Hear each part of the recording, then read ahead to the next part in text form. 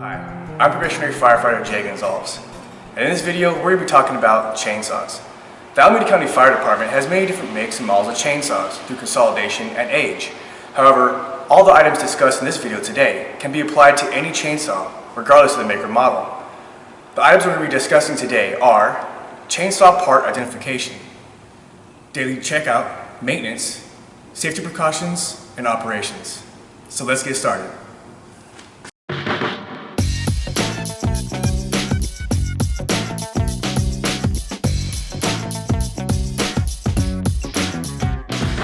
This right here is our bar.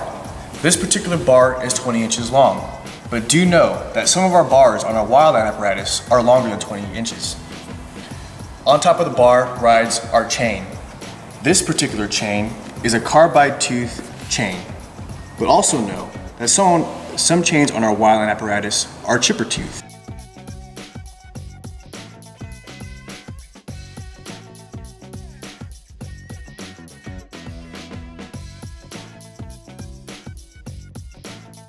Moving back, we have our bumper spikes. We have our muffler spark arrestor. We have our bar oil reservoir. Only bar oil goes into this reservoir. Here we have our front handle assembly. This is our chain brake. There are two positions of the chain brake. One position is off, where the chain will spin. The other position is on, where the chain will not spin.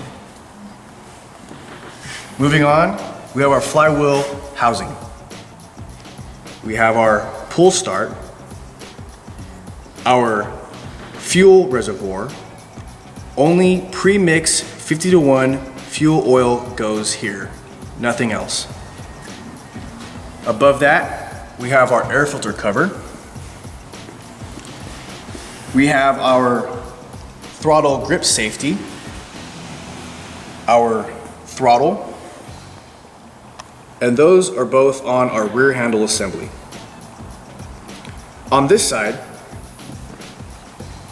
we have our bar cover. The bar cover is secured to the main power unit with two bar nuts. Check these on a daily basis. Over time, through vibration, they can come loose. This MCL has 4 positions: full choke, half choke, run, and off. Do note that some MCLs have 3 positions: full choke, run, and off. This particular chainsaw does not have a decompression button. However, if it did, it would be right here.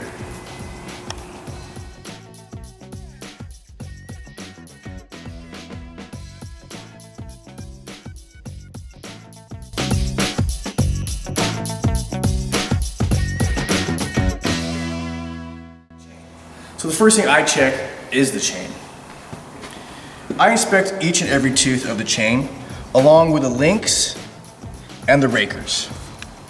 I know that with the chain brake released, I can pull on the chain 4 times, inspect my parts, and that I've gone through each and every piece of the chain. Another thing that I do when I inspect my chain is I make sure when I do pull it, it pulls smoothly and freely, and it doesn't bind up on the bar or in the power unit. I check my chain tension.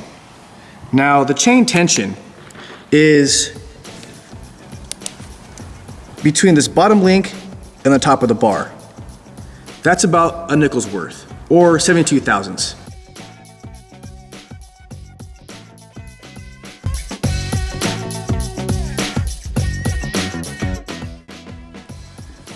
Next thing I do is I check my fluid levels.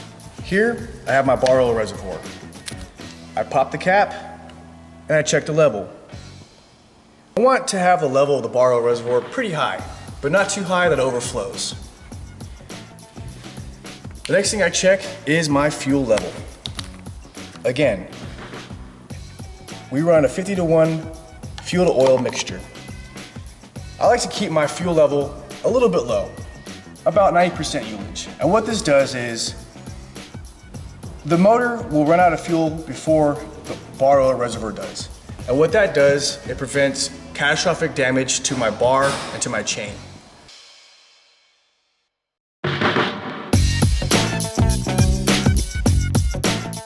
Then we fill it up to the proper level. We do our quarter turn. We have a lock. And after I've checked my chain and my fluid levels, I'm ready to get this bad boy in the run position. And what I do is very simple. I like to take my MCL with my grip throttle safety depressed and my throttle depressed. I bring it down to the full choke position.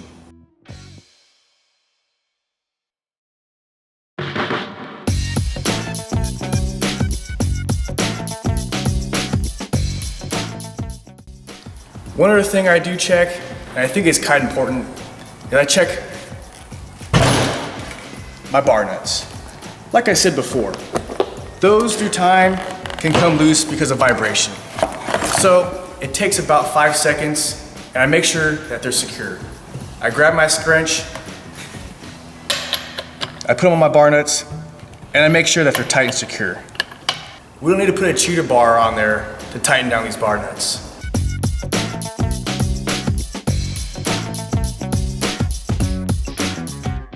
There's a couple other things I like to check in my daily morning checkout.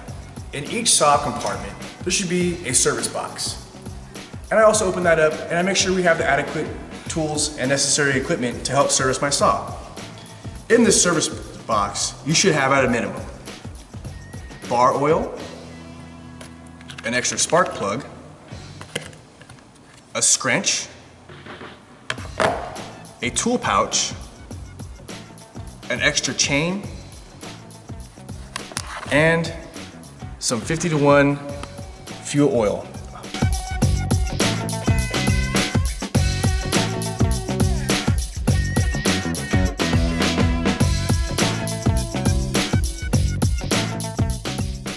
I also like to check out and make sure I have fuel. No fuel, no go. So I take my fuel jug, I check it, I make sure that if there is a date on a tag, it's pretty current and recent. If the can is low or empty, it's time to mix some fuel. So I take my 1 gallon jug and I take my 2.6 fluid ounce of oil. I open up my oil and I dump it into the empty or low gallon jug. I then take another supply of fuel and add it to this jug.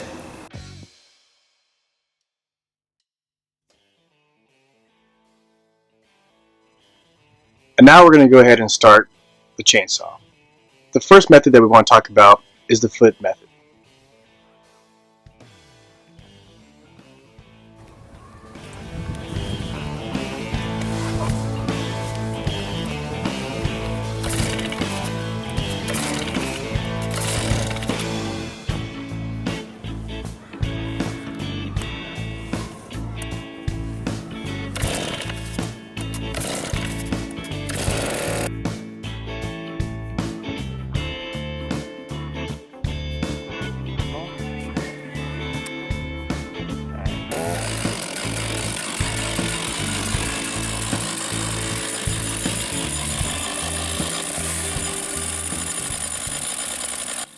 Now that the chainsaw is started, we won't allow it to warm up.